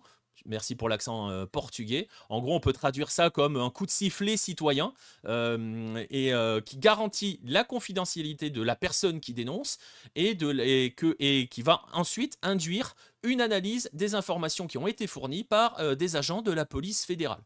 En gros, c'est un petit peu comme les plateformes qu'on a chez nous ou les numéros qu'on a chez nous. Vous voyez, si vous allez dans les stades de Ligue 1, si vous voyez un comportement discriminatoire ou des choses comme ça, vous pouvez appeler un numéro pour signaler. C'est le même principe, c'est une plateforme de signalement de matchs que vous pensez arranger. Il faut apporter, en gros, créer un petit dossier, faire un petit dossier sur cette plateforme-là. C'est un formulaire en 4 étapes. Vous devez indiquer le jour et le lieu du match, les personnes qui sont prétendument pour vous impliquées dans cette affaire et un bref compte-rendu de l'affaire. Ce portail fait suite à une création par le gouvernement d'une police nationale contre la manipulation des résultats sportifs, qui est directement coordonnée par le ministère des Sports et par le secrétaire national, au Paris sportif du ministère des Sports, Giovanni Rocco Neto, qui lui va réunir toutes ces équipes-là 2 fois par mois. Et donc, ça entre dans un processus de lutte contre tout arrangement potentiels de matchs qui ont été un vrai fléau, et je vais y revenir dans un instant au Brésil. Et ça fait aussi suite au fait qu'au début du mois, le gouvernement brésilien a officialisé auprès du Conseil de l'Europe son intention d'adhérer à ce qui s'appelle la Convention de Marcolin, ou Marcolin, qui est un instrument international qui compte déjà une 50aine de signataires et qui, en gros, est destiné à faciliter l'échange d'informations sur des matchs truqués. Vous avez compris que l'objectif, bien évidemment, c'est de lutter contre ces matchs arrangés, c'est de lutter contre le fléau des paris sportifs qui touchent notamment l'Amérique du Sud et notamment le Brésil, parce que le Brésil, c'est le centre névralgique des cas de manipulation des matchs, selon un classement établi par Sport Radar, qui détecte, qui surveille les alertes d'arrangement de matchs truqués ou de choses un peu cheloues. Le Brésil a été en tête 2 années de suite, en 2022 et en 2023, avec 152 cas signalés en 2022, 110 en 2023. Il y a eu une baisse la saison dernière où il n'y avait que 57 soupçons qui ont été signalés. On rappelle qu'il y a des sportifs qui ont été impliqués. Tout le monde connaît Lucas Paqueta qui a été blanchi depuis. Il y a eu Bruno Henrique qui a été touché aussi au Brésil. Mais dans les divisions inférieures, il y a eu aussi beaucoup d'éléments. Il y a une affaire qui a fait très très mal au Brésil parce qu'il y a de multiples scandales d'arrangements et de matchs truqués à cause des paris sportifs. Il y a une affaire qui s'appelle la mafia des paris. C'est en gros un groupe de joueurs qui avait été réuni, je ne sais pas si j'utilise le bon terme, qui avait été regroupé. Voilà, c'était un groupe et l'objectif c'était de commettre des fautes qui pouvaient entraîner des mises sur des paris, un carton jaune, un corner, un penalty, des choses comme ça, une faute, un carton, un penalty. Il y a certains sites de paris sportifs qui ont retiré cette possibilité de parier sur les cartons, les fautes ou les corners, pas tous. Je rappelle que dans cette fameuse affaire de la mafia des paris qui date de 2023 au Brésil, hein, 22 joueurs avaient été concernés, 5 ont été bannis à vie, d'autres ont été suspendus pendant 2 ans, ils viennent à peine de reprendre le football. Et je rappelle, et surtout, parce que c'est cela qui est important, cette lutte qui est mise en place pour lutter contre la fraude, hein, la fraude de match, la manipulation de match dans l'optique de frauder les paris sportifs, c'est un point un petit peu sensible, notamment au Brésil. On le dit régulièrement, mais c'est un chiffre qu'il est bon de rappeler. Le Brésil est un pays vraiment dépendant des paris sportifs, notamment, alors je ne parle pas dans le sens dépendance, addiction pour son peuple, ça c'est clair, il y a des vrais problèmes qu'on pourrait même considérer comme étant des problèmes de santé publique, d'addiction à ces plateformes de paris sportifs, hein, c'est la même chose chez nous, il n'y a pas de petits bandeaux jaunes hein, comme cela, mais bon voilà. Mais surtout, ces clubs sont dépendants de cela, les bookmakers sont omniprésents en Amérique du Sud en termes de partenariat et de sponsoring des clubs de football. Il est quand même toujours utile et chaque fois je rappellerai ce petit graphique, je le montrerai, ce graphique, c'est le graphique des sponsors principaux des clubs de Serie A brésilienne. Vous voyez, il est sans appel. Sur les 20 clubs de Serie A brésilienne, 18 ont pour partenaire principal, pour sponsor principal sur le maillot, un site de paris sportif, un betteur, comme on dirait chez nous, un bookmaker, si on utilisait un autre mot extrêmement français dans l'histoire. Et vous voyez qu'il y a 2 clubs qui échappent à cela. C'est Red Bull Bragantino et c'est Mirassol. Sauf que Mirassol, en dessous de son sponsor à lui, a un énorme sponsor qui est un autre site de paris sportifs. Donc, il n'est pas considéré comme le site principal, mais si vous voyez un maillot de Mirassol, je vous invite à faire une recherche sur Google, vous verrez qu'il y a je peux vous le donner, hein, il s'appelle 7K. Vous verrez, il y a un 7K énorme sur le devant du maillot sous le sponsor principal. Il n'est pas très discret. Du côté de Red Bull Bragantino, il y a aussi un sponsor secondaire qui est une entreprise de paris sportifs. Vive Red Bull en fait, oui, parce que Red Bull est devant, mais derrière, vous avez un autre sponsor qui est un sponsor, qui est un partenaire, un opérateur de paris sportifs. C'est le mot que je cherchais tout à l'heure. Donc, en gros, on peut le dire clairement, aucun club de Serie A brésilienne n'échappe à un sponsoring par un site de paris sportifs et par un opérateur de paris sportifs. Je vais vous donner quand même quelques chiffres parce que vous allez voir ce dont il est question. Flamengo, par exemple, reçoit 115 millions de reais par an de la part de son opérateur de paris sportifs. Je vais le nommer, hein, mais c'est pas grave. Il s'appelle Pixbet. Vous le voyez sur le maillot de Flamengo. Vous allez les voir si vous suivez la Libertadores. Et il convient aussi de mentionner que plusieurs clubs, cette année, en 2025, ont battu leur record de sponsoring avec des contrats récents avec leur opérateur de paris sportifs. L'Atlético Mineiro, par exemple, cette année, a 60 millions de reais garantis par an, minimum. Botafogo prend 55 millions de reais. Ce sont des records. Donc, c'est pointilleux, c'est un sujet extrêmement sensible au Brésil. Le gouvernement s'y attaque, a créé cette brigade de lutte contre la manipulation. Il y a cette plateforme qui a été créée, mais voilà, c'était Pixbet au début, Vincent. Ils ont changé, mais Pixbet a lâché 115 millions par an. Et ils ont signé, c'est vrai, ils ont signé avec Betano, tu as raison. Bref, je rappelle quand même, juste dernier rappel, que les études montrent que le Brésil est le 3e plus grand marché de paris sportifs au monde. Et je vous en laisse en tirer les conclusions que cela peut et les conséquences que cela peut induire. Notamment sur son peuple, sur la population et sur les éléments de dépendance que cela peut induire. Mais d'un autre côté, il y a toujours ces problèmes. J'ai pas les 2 premiers, Nir. Mais vous voyez aussi à quel point on est un peu entre deux chaises, hein, j'ai envie de dire.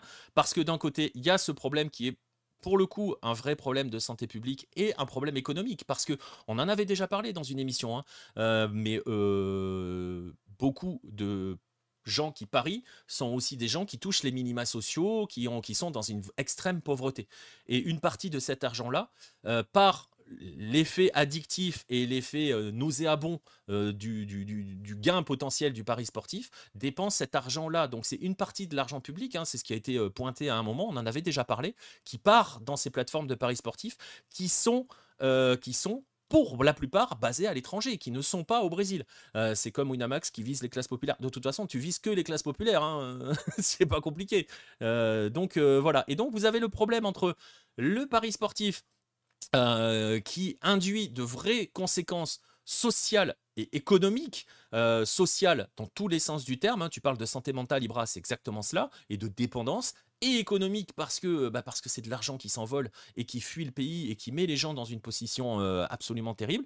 Mais d'un autre côté, et c'est toujours le même problème, ça touche tout le monde, hein. On en parle souvent dans les lives sur Hello, sur la notion de comment tu arrives toi, même toi en tant que média indépendant, à survivre si tu fais pas appel, si tu dis pas oui aux paris sportifs, tu peux pas. Les mécènes principaux du football sont les sites de paris sportifs. Voilà, avec tout ce que cela induit. Il y a eu plusieurs émissions dans lesquelles on a parlé du danger des paris sportifs, notamment en Amérique du Sud. J'ai pas évoqué les problèmes de blanchiment, j'évoque pas tout cela, mais voilà, je vous renvoie vers les différentes émissions où on en parle. Mais le Brésil lutte à voir jusqu'où ils peuvent lutter, jusqu'à quels moyens. Voilà, je suis pas convaincu, CC. Je suis pas convaincu tout de suite. Mais bon, j'ai un documentaire à financer et pour l'instant, j'ai pas un rond. Hein, donc, ami, ami. Mais je l'avais raconté. Hein. Je l'avais raconté, CC. On est allé en Argentine en 2022. Le seul qui nous a donné de l'argent, c'est un opérateur de paris sportifs. Voilà. On a demandé partout, on a fait partout. Tu fais le tour des médias, personne ne te donne. Tu fais des grands médias, tu vas chercher des producteurs, des boîtes de prod, des trucs comme ça, personne ne te donne. Les seuls qui te donnent sont les organismes de paris sportifs. Et comment tu fais? Tu vois, typiquement, là, dans mon cas, j'ai un projet de documentaire, j'ai pas un rond, j'ai rien pour le financer. J'ai été voir différents médias, personne ne veut le financer, tu comprends, hein, voilà. Et voilà. Comment je fais? Soit je laisse tomber, soit voilà. Donc c'est compliqué. Ils ont changé, hein, ça, le côté Aldécool, hein, ça avait fait, et ça avait fait beaucoup de dégâts, hein, mais à l'abri la daronne. Mais oui, forcément, les cibles sont toujours les mêmes et sont partout pareil dans le monde. On échappe encore à cela un petit peu en France. Ouais, je suis pas sûr que ça suffise, Filoucé. On verra, on verra. Petit DM, non, pas sûr.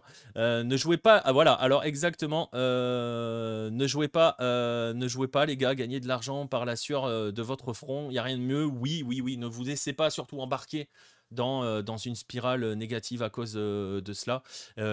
Exactement, le met à l'abri la daronne, c'était BetClick, hein, on va les citer. C'était c'est 2018 ou... Ouais, c'est 2018, hein, je crois. Ça avait fait très très mal. C'était Winamax? C'était pas BetClick? Ah, je croyais que c'était... C'était quoi là? C'était la pub avec l'ascenseur là? Ah, c'était peut-être Winamax, t'as raison. Donc voilà, j'en ai fracassé un autre, c'est pas grave. Bon, du coup, ni l'un ni l'autre ne me financera pour le projet de documentaire. Bref. Ok. Mais bon, c'est pas grave. Bref, on va en rester là. Donc pour les news de la semaine, je rappelle, donc la Coupe du Monde du vin, vous pouvez la suivre soit sur l'équipe, soit sur FIFA Plus. Ça, FIFA Plus, c'est gratuit et c'est légal.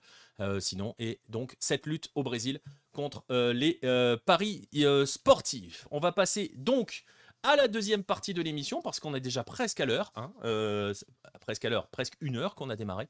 On va passer au dossier de la semaine.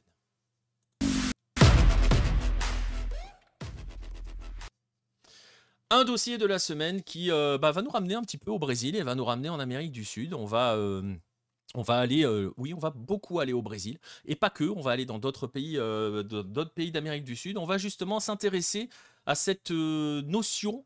Alors je pourrais le titrer en allant en faisant un raccourci à la Mario Kart. Le foot Sudam revient à ses racines africaines, ou en tout cas les recherches ou essaye de leur rendre ça pour le coup. De les retrouver un petit peu. Et ben justement, on va en parler parce que vous l'avez probablement vu passer. Et si vous suivez le football brésilien, vous l'avez vu aussi jouer. Bilal Brahimi est arrivé à Santos. Bilal Brahimi qui a été international algérien, hein, qui a fait un petit peu la suite de Islam Simani il y a quelques temps. Donc il avait résilié, hein, l'ancien de l'OGC Nice avait résilié son contrat début septembre, il était libre. Et il a signé son contrat dans la semaine dernière avec Santos. Et quelques jours plus tard, il a fait ses débuts contre Red Bull Bragantino. C'était ce dimanche. Il est entré en jeu. Ils ont fait 2-2. Et donc, il rejoint un petit peu dans ce courant un autre ancien international algérien, Islam Slimani, qui était passé par Coritiba il y a quelques temps. Vous vous en souvenez peut-être, en 2023, pour être précis. Islam Slimani qui avait mis 3 buts et qui avait fait 3 buts et marqué 3 buts, pardon, et signé 2 passes décisives en 11 matchs. Et ces deux joueurs, Bilal Brahimi, je crois qu'il a 27, mais je peux me tromper, Aldécool, mais je crois qu'il n'est pas si vieux que ça. Je laisse les gens du chat vérifier. Et donc, que ça soit Bilal Brahimi ou Islam Slimani, qui pour le coup sont des représentants de l'Afrique du Nord, sont un petit peu un nouveau type de joueurs venus d'Afrique, hein, de manière générale, représentants de pays africains à venir au Brésil ces derniers temps, rejoignent une colonie africaine encore petite, mais qui grandit petit à petit, parce que vous allez voir qu'il y a quand même un mouvement qui s'est créé ces derniers temps, notamment au Brésil. Alors pour vous donner quelques chiffres et que vous voyez à quel point c'est encore anecdotique presque, il y a 152 joueurs étrangers évoluant dans le Brasileirão cette année. C'est un chiffre qui date de début de saison. Ça a peut-être un peu évolué avec quelques transferts et tout. Mais bon, non, parce que je suis allé vérifier sur Transfermarkt et on en est là.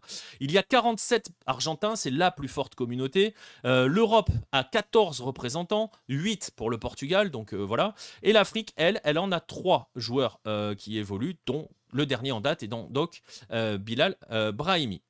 Je vais vous donner les 3 d'ailleurs. Le deuxième, c'est Yannick Bolassier qui joue à Cruzeiro. Et le dernier, c'est Bastos. Et je vais revenir sur son cas dans un instant. Vous savez peut-être qui c'est. Je suis en train de me dire que j'aurai pas de visuel à vous montrer de Bastos. J'ai oublié de le mettre. Mais je vous inviterai à aller le voir et vous verrez, vous trouverez. Vous allez identifier assez vite si vous avez suivi le football sud-américain. Et donc, comme je le disais, il y a eu quand même un mouvement. Il y a un vrai mouvement de fond. J'en veux pour preuve des données qui ont été publiées par la Fédération brésilienne l'année dernière qui nous expliquait que 26 joueurs africains avaient été enregistrés dans le football brésilien, c'est-à-dire en cumulant l'ensemble des divisions du Brésil, Série A, B, C et D. Il y a 4 divisions au Brésil. Parmi ces 26 joueurs, il y a 7 Camerounais, 6 Nigérians, 5 Ghanéens, 3 Sénégalais, 1 Angolais, 1 Togolais, 1 Béninois, 1 Gabonais et 1 Burkinabé. C'était l'année dernière, hein, pas cette année, c'était l'année dernière.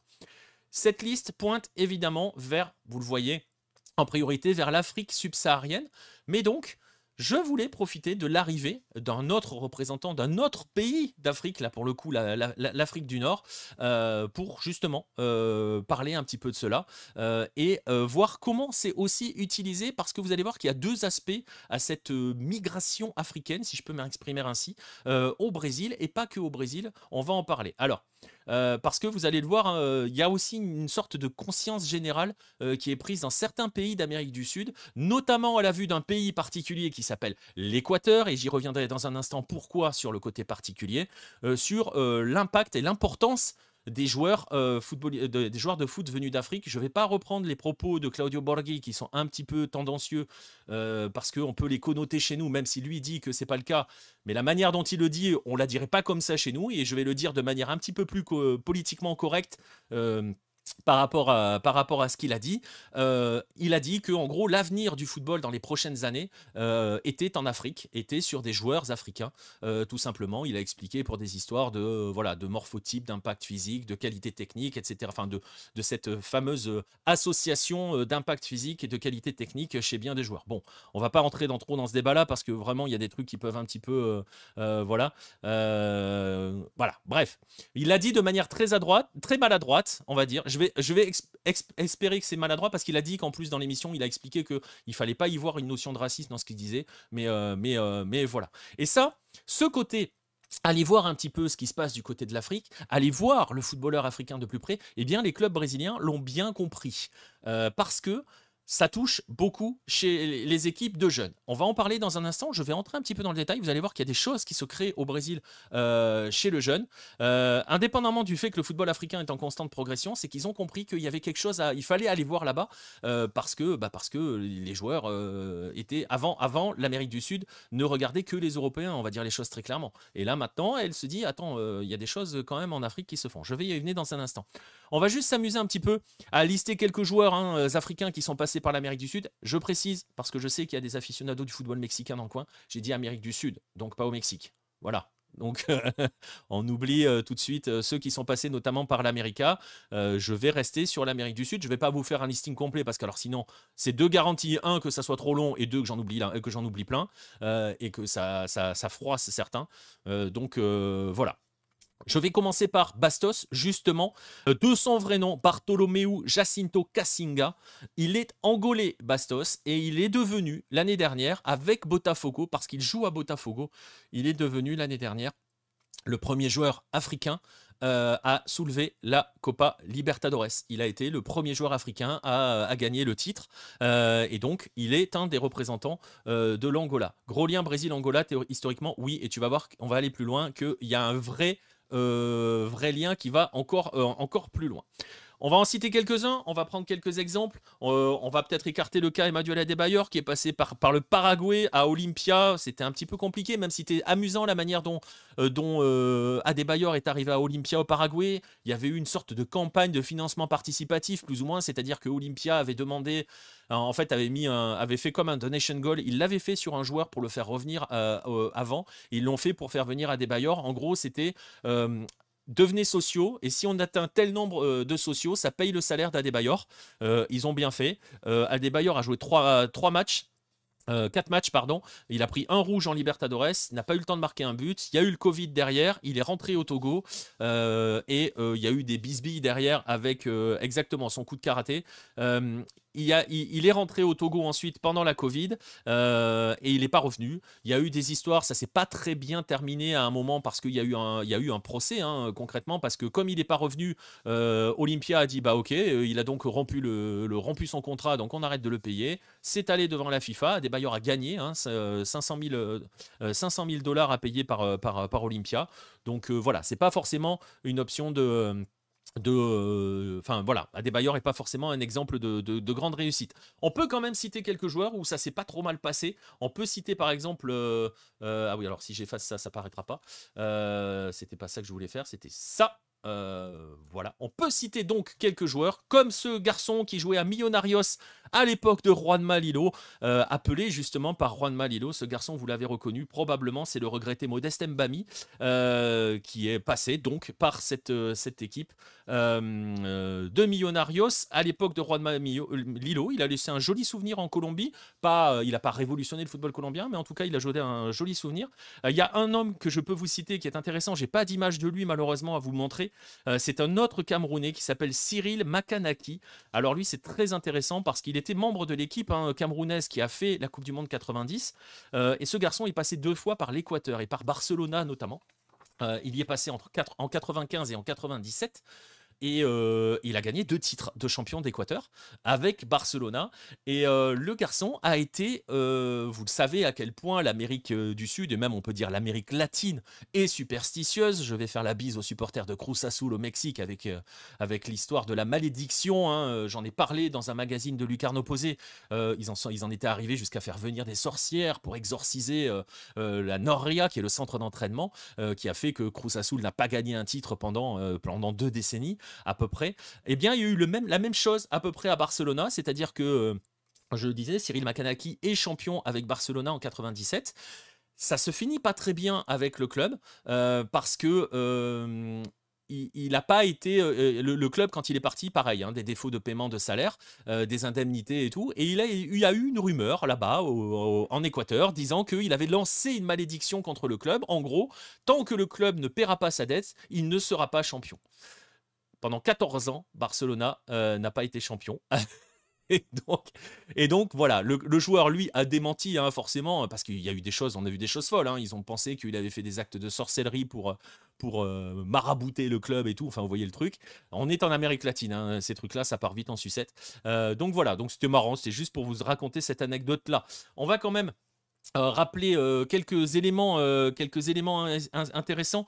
En Bolivie, la Bolivie, c'est un pays qui accueille ces dernières années énormément de joueurs africains. Vous vous rappelez forcément, ou peut-être, de l'histoire de Christian Becamenga du côté du Real Potosí. Je l'ai mis pour que vous profitiez du logo du Real Potosí, voilà, qui est le logo du Real Madrid avec la montagne juste à la place, au milieu, parce que le fondateur du Real Potosí était fan.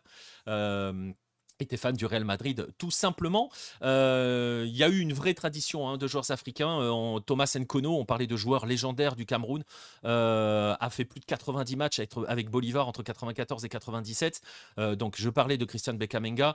On a eu, que j'avais interviewé sur Hello, je vous mettrai le lien de son interview d'ailleurs, si ça vous intéresse.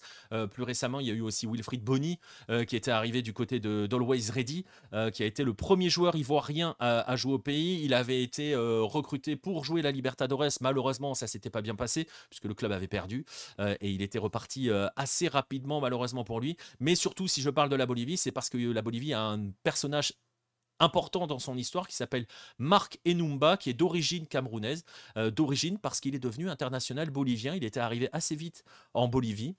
Il avait pu acquérir la nationalité bolivienne et il a 12 sélections en sélection bolivienne. Il est donc devenu le premier joueur d'origine africaine à évoluer avec la Bolivie. Voilà, sinon on va croiser d'autres joueurs africains un petit peu partout. Christian Ebere au Nigeria, Yakuba Meite qui est nigérian, qui joue en Uruguay, tout comme Yakuba Meite. Ces deux-là jouent encore en Uruguay.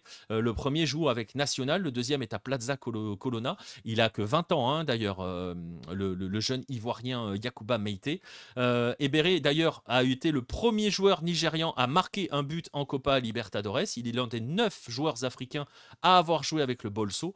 On peut citer notamment Pierre Webo qui a décroché 5 titres au début des années 2000 avec Nacional. Et s'il y a un joueur que je voulais citer pour terminer un petit peu cet inventaire, ce parcours un petit peu rapide, c'est ce garçon-là. Ça vous parlera peut-être pas, vous n'avez peut-être pas l'histoire de ce garçon-là. Il s'appelle John Nketia Yosson, il est ghanéen et il a gagné la CAN en 1978 avec le Ghana. Il est titulaire en finale. À l'époque, le Ghana remporte sa 3e CAN. Et ce garçon a joué à Peñarol entre 1980 et 1982. Et donc, John Yosson est le premier joueur africain à avoir joué en Copa Libertadores. Voilà, c'est pour si jamais un jour il y a des quiz. Voilà, vous pouvez vous amuser. Sachez qu'à l'heure actuelle, la plus forte colonie africaine se trouve au Venezuela, avec 5 Nigérians. Le Nigeria est d'ailleurs le 4e pays le plus représenté parmi les joueurs étrangers évoluant en Ligue vénézuélienne, en première division vénézuélienne. 2 Ghanéens, un Sénégalais qui s'appelle Momo Mbaye, qui joue à Puerto Cabello, qui est prêté par le club portugais de Vizela. Un Congolais qui s'appelle Kaya Makosso, qui lui aussi joue à Puerto Cabello.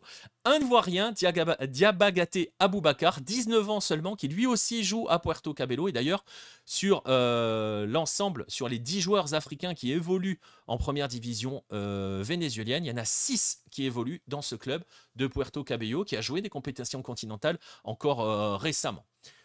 Voilà pour un petit peu ce tour rapide, pour ces exemples-là. Je vous vois déjà arriver, et l'Argentine, voilà, je vois déjà certains sarcasmes, l'Argentine, pays raciste, blabla, pas d'Africains, machin et tout. Si, il y a eu de nombreux joueurs africains qui ont évolué en Argentine. Par exemple, en tout, il y a eu 20 joueurs camerounais qui ont évolué en Argentine. Le plus célèbre, c'est pour Vince. Il a joué à Boca, il s'appelle Alphonse Chami, et il a joué en Boca entre 95 et 97. Vous voyez d'ailleurs que sur la période de la deuxième moitié des années 90, il y a beaucoup de joueurs africains en Bolivie, en Argentine, voilà. Et plus récemment, beaucoup plus récemment, on peut parler de ce garçon qui a joué à Lanús et qui a été post-formé à Lanús, qui s'appelle Ousmane Ndong, qui est devenu le premier joueur sénégalais à jouer en première division argentine. Il a fait 2 petits matchs. Il a joué ensuite en Uruguay, en première division, en 2022, du côté d'Albion. Albion qui, je le rappelle, est le doyen du football du football uruguayen. Ce n'est ni Nacional ni Peñarol, mais Albion. Et aujourd'hui, Ousmane Ndong joue en Russie, il joue à l'Armat Grozny. Mais bon, vous le voyez, il y a eu donc des joueurs africains un petit peu partout. Il n'y a pas forcément une grande tradition du joueur africain dans tous les pays. Il y a des héritages africains, je vais en parler dans un instant, notamment avec l'Équateur. Je ne vais pas vous renvoyer vers l'héritage africain, l'héritage à l'Afrique que doit le football péruvien. Je vous renvoie vers les articles sur l'Alianza Lima, sur le Rodillo des années 30, sur Teófilo Cubillas, sur les Potrillos de 1987 dont j'ai parlé dans la dernière émission qui se sont écrasés au large en 87, au large de Lima. L'Alianza Lima qui est le club des Afro-Péruviens. Tout un héritage qui va jusqu'à Jefferson Farfan et Paolo Guerrero, je le disais, en commençant par Alejandro Villanueva, etc. etc. Donc il y a toute une tradition de descendants venus d'Afrique qui a totalement irrigué le football péruvien notamment, équatorien, je vais en parler dans un instant, et brésilien forcément. Et donc vous le voyez, il y a quand même tous ces exemples-là, et donc il y a un espèce de retour, presque de retour aux sources qui est en train de s'opérer. En tout cas, on commence à revoir du côté des origines, du côté de Brésil, et je le disais, si ça se voit, c'est parce qu'on le fait chez les jeunes notamment.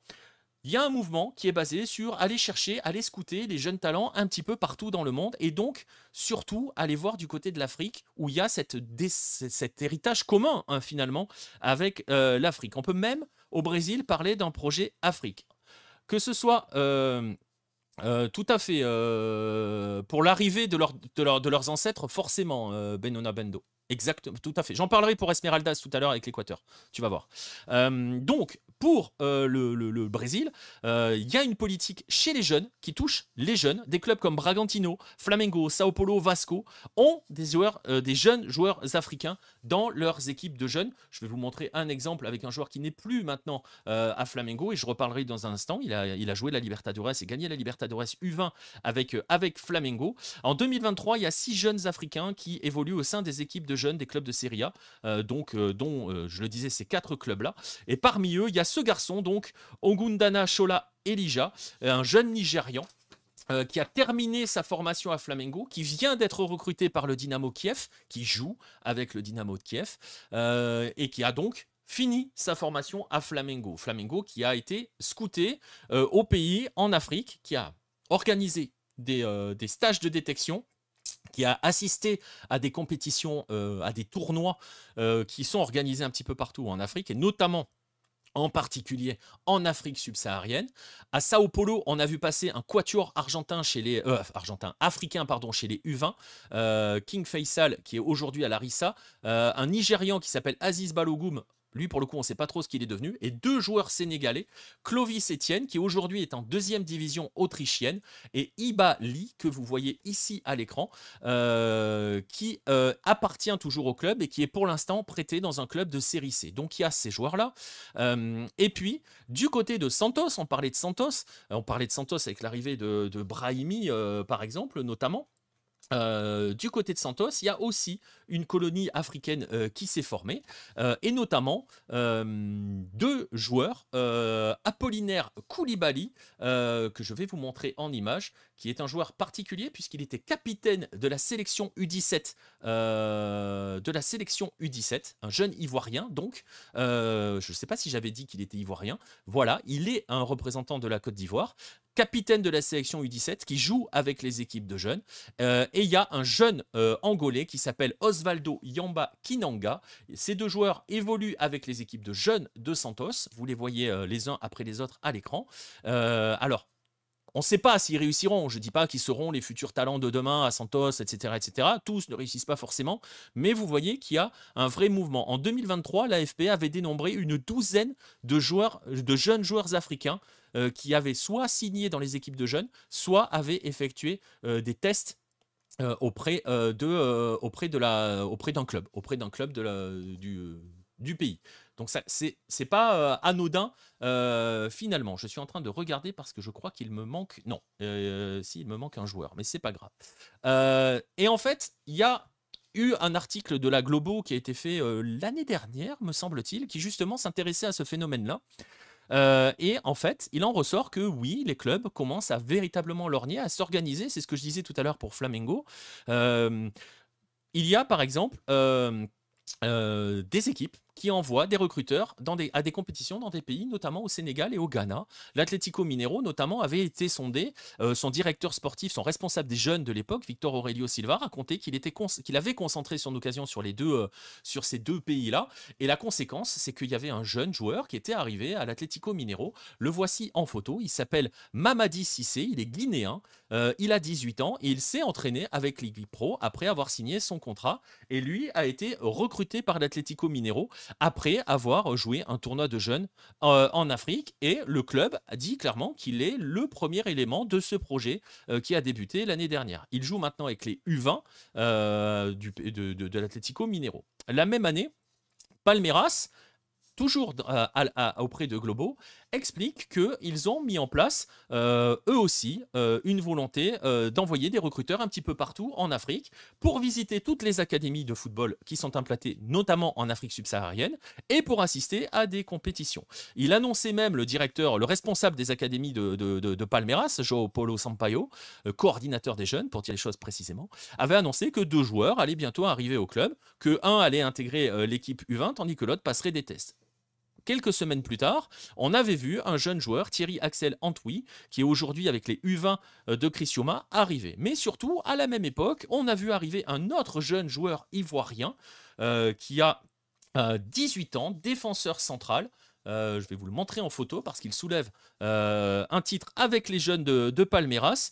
Il s'appelle Koné Ziyeh Mohamed. Il aura 18 ans en octobre et il va signer, lui, pour le coup, son contrat avec les pros, avec, paraît-il, une clause absolument folle basée à 100 millions d'euros. Pourquoi? Parce que ce garçon, qui est vraiment l'un des vrais prospects, si on doit parler dans un français correct, de l'académie de Palmeiras, a suscité déjà, selon les rumeurs, de vrais intérêts, notamment de la Première Ligue et aussi du Barça. Un petit détail assez intéressant, Koné Ziyeh Mohamed, comme Apollinaire Koulibaly, qui est à Santos, viennent d'un même club qui est le Jean Évrard Kouassi FC. C'est le club fondé par Jean Évrard Kouassi, joueur professionnel qui joue encore, me semble-t-il. Et donc, vous voyez, il y a cette volonté de se tourner vers l'Afrique, de s'implanter, d'aller observer ce qui s'y passe, mais il y a aussi d'autres types de projets qui se montent, des projets d'académie, des académies qui s'installent et qui vont nouer des partenariats avec les clubs brésiliens. Alors je vais en citer une parce qu'elle est assez intéressante. Elle s'appelle le Kiala FC. Alors, vous allez me dire, qu'est-ce donc que cette chose-là? Je vous montre une image. Cette histoire-là, elle a été créée par une chanteuse et influenceuse brésilienne qui s'appelle Kelly Kay et son mari. Et elle a été placée, Nir parlait tout à l'heure dans le chat de la proximité entre le Brésil et l'Angola, historique, elle est en Angola. Et l'objectif de ce club est clair. Il est affiché sur leur site web, je vous mettrai le lien dans la description si vous voulez aller le voir, mais je vous invite surtout à aller voir leur Instagram parce que c'est là où ils partagent à peu près tout. Je mettrai le lien aussi. L'objectif, c'est former les athlètes de demain en Angola. Et le club, via son influenceuse, a un réseau. On voit par exemple sur son Instagram des messages de soutien, notamment de Neymar, de Bruno Henrique, pour ne citer que.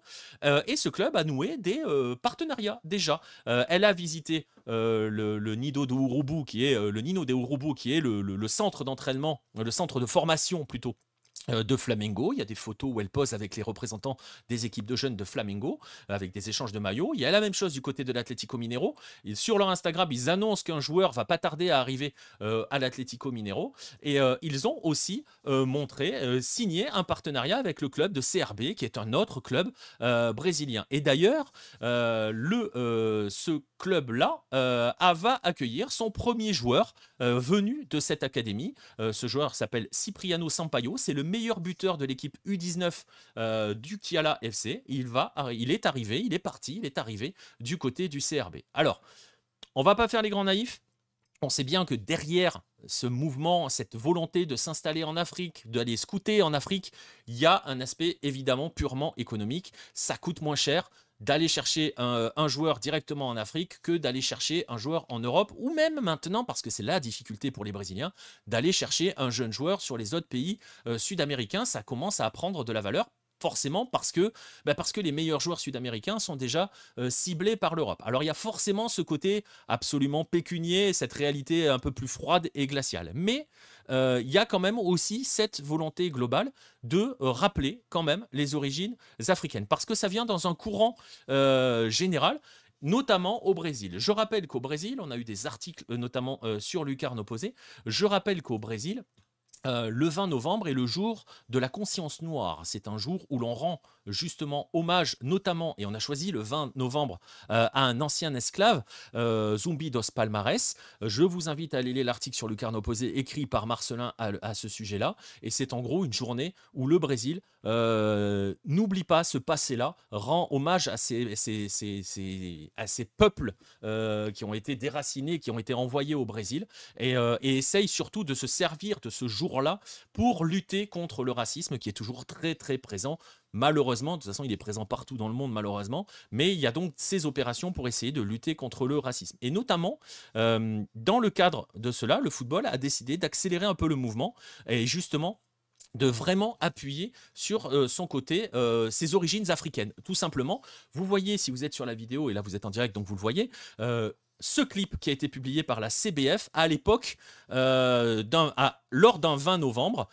Et ce jour-là, la CBF avait utilisé Vinicius Junior pour justement continuer de lutter contre le racisme, avait rappelé les origines africaines de ses plus grandes légendes, les origines, les ancêtres africains, et avait poursuivi en rappelant, en donnant, en livrant d'ailleurs, grâce à une analyse ADN, on peut en penser ce que l'on veut, mais voilà, que Vinicius Junior est d'origine camerounaise, que ses ancêtres viennent d'une tribu camerounaise, que donc voilà, ça avait fait beaucoup parler. C'est aussi un des éléments pour mettre fin, c'est compliqué, hein, on mettra, j'espère qu'on y arrivera, mais je crois pas, mettre fin à ces comportements racistes pour rappeler que voilà. Et ça se concluait par cette phrase que vous voyez affichée ici. Nous sommes 115 millions d'afro-descendants, presque aucun de nous ne connaît ses ancêtres. Donc c'est toujours cette volonté, le football veut vraiment rappeler cette volonté d'avoir un héritage africain et rendre hommage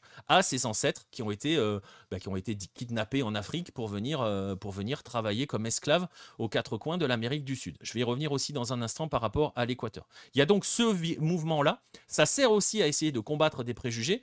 Vous le savez qu'il y a des clubs au Brésil qui sont très engagés là-dedans. Je vais vous inviter, je vais vous orienter justement vers les lectures de Primeira Bola notamment, qui reviennent sur les premières années du football au Brésil. Et écrit par Marcelin et qui montre justement cette lutte contre le racisme, que des clubs comme le Vasco, comme la Ponte Preta sont extrêmement actifs justement et toujours actifs dans cette lutte.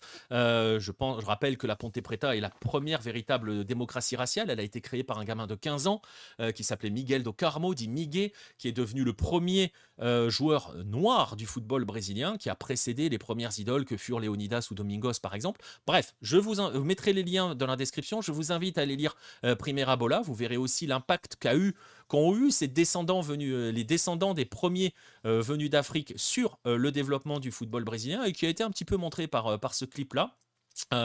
Mais voilà, je vous invite à aller voir tout cela. Mais vous le voyez, la fédération met en place des programmes. Les clubs se tournent vers le continent africain. C'est pas forcément totalement anodin, et ça peut aussi permettre d'éradiquer cela. Et je le disais, cette lutte contre le racisme, ce retour vers l'identité et vers les racines africaines, en fait, finalement, parce qu'indirectement, on peut dire que ces footballs-là ont des racines africaines. C'est le cas, hein, de toute façon, on peut le dire parce que c'est le cas.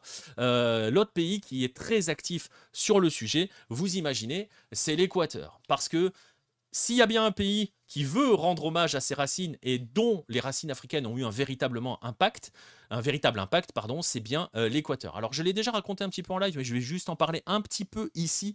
Dans l'émission, on va parler forcément d'une région particulière. Vous connaissez tous, je vais pas relancer ça, je vais vous mettre une image.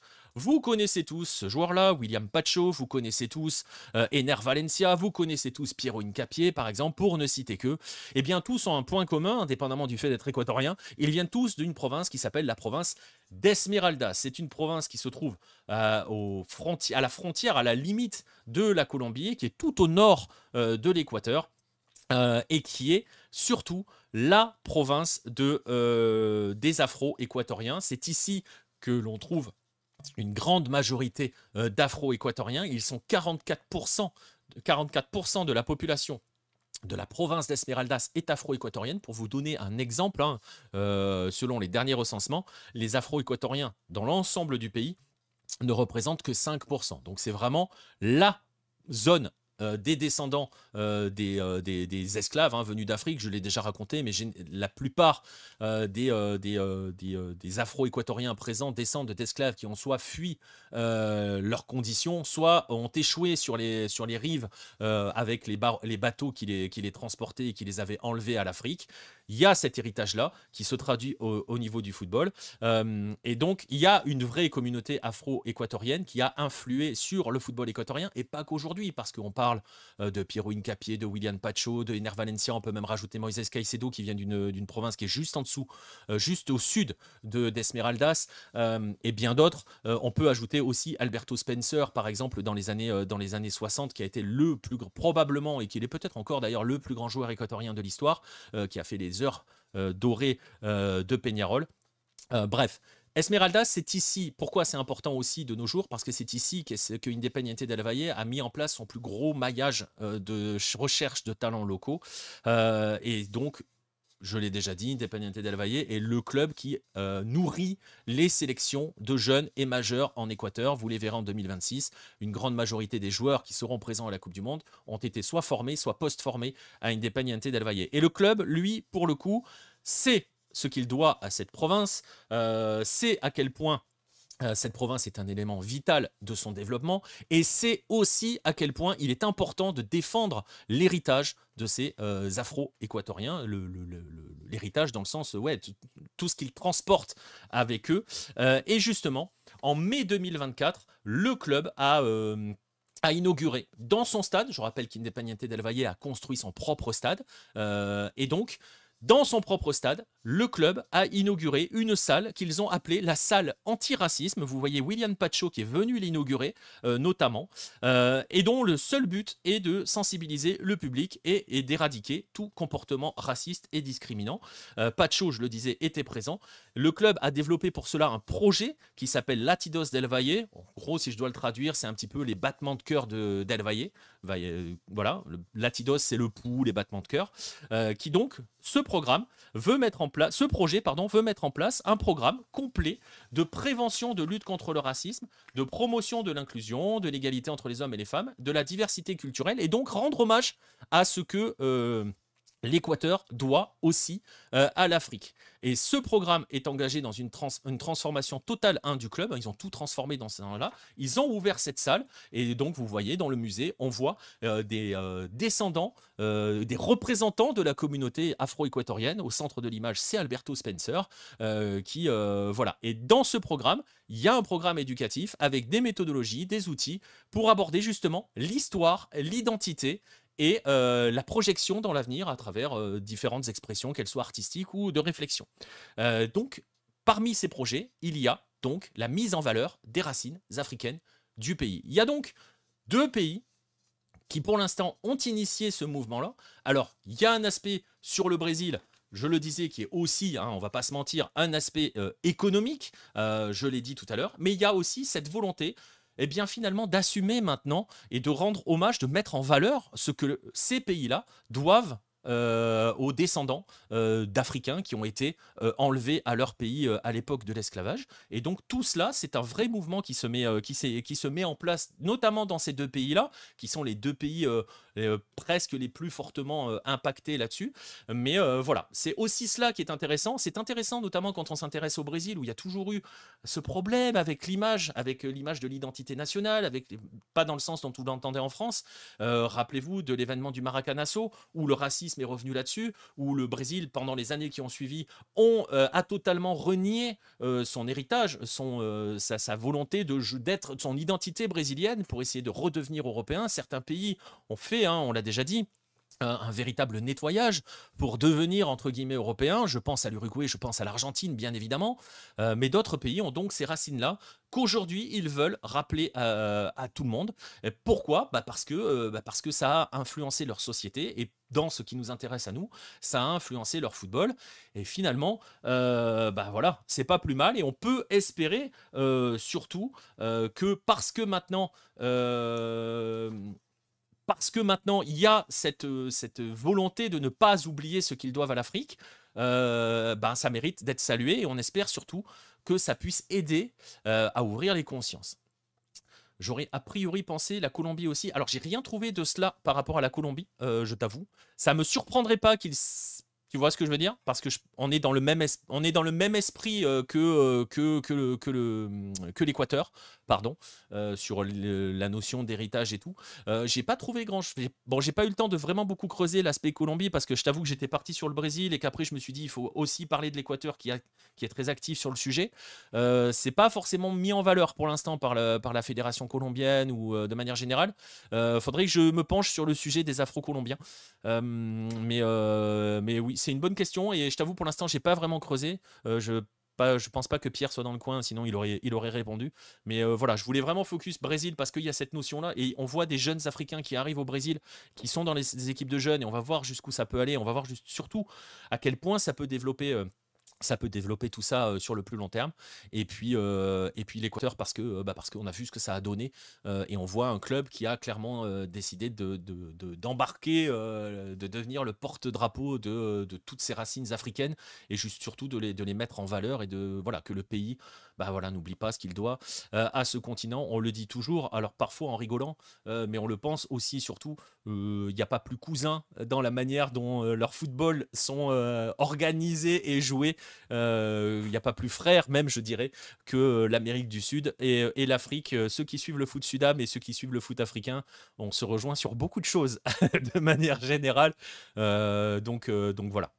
Donc c'est pour ça que finalement le lien n'est pas si déconnant non plus, hein, si on s'y intéresse un petit peu plus. Donc voilà. Voilà pour le dossier. On arrive au terme de ce dossier. Il va rester une partie dans cette émission. Si vous êtes encore là, c'est que vous avez résisté, c'est bien. Et vous allez surtout avoir votre petite récompense parce que c'est le retour des Golasso Hello. Et oui, messieurs, dames, c'est le grand retour des Golasso Hello. Il n'y en a pas eu la semaine dernière, forcément. Je l'ai déjà expliqué pourquoi. Une attente de 2 mois, on ne pouvait pas sélectionner 5 buts. Là, cette fois-ci, on a 5 buts de sélectionner. On va y aller, on va regarder les 5 buts, et puis vous savez quoi, on se retrouve juste après.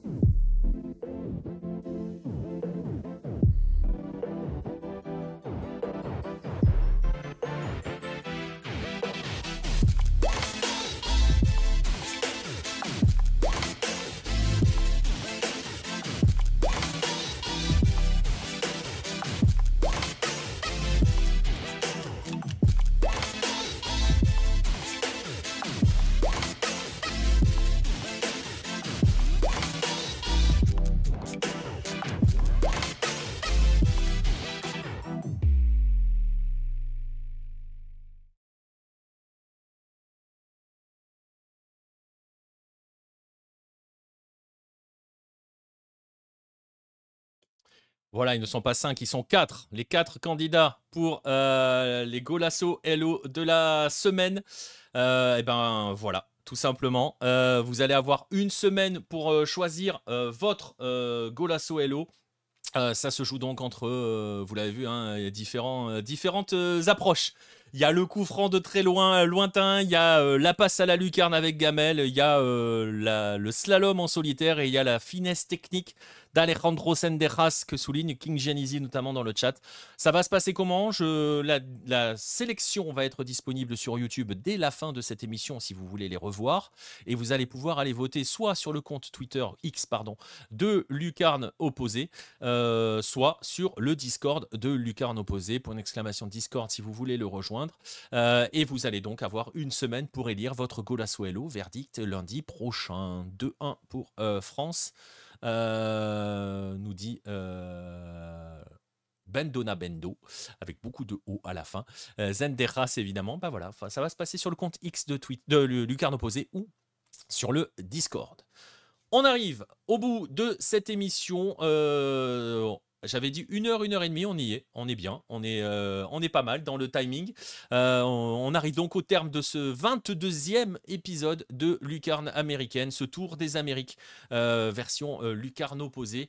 On va se retrouver pour le prochain live, probablement dans la nuit de samedi à dimanche pour pour la session MLS. Je ne suis pas convaincu qu'il y ait de quoi faire avant. Surveillez le Discord ou le Twitter, je dirais de toute façon. Sinon, minimum samedi soir pour la session MLS. Sinon, lundi prochain. Le dernier a d'autant plus d'impact qu'en face c'est Keylor Navas. Effectivement, tu m'as évité d'insulter des Russes sur, sur Counter-Strike. Bref. Sinon, donc, on se retrouve lundi prochain à 22h, plus ou moins 15 minutes, vous l'avez compris maintenant, pour être en direct pour le 23e épisode de Lucarne américaine, ou sinon, si vous aimez les replays, sur YouTube ou sur les différentes plateformes de podcast.